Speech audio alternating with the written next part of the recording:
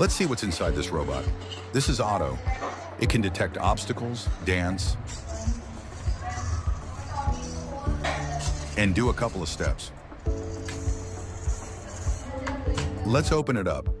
The body is 3D printed. 2 servo motors at thigh and 2 servo motors at foot. The microcontroller used is Arduino Nano with expansion shield. Passive buzzer for making sound. Ultrasonic sensor for detecting obstacle. Comment tutorial if you want full tutorial video. For more videos, consider subscribing the channel. Have a nice day.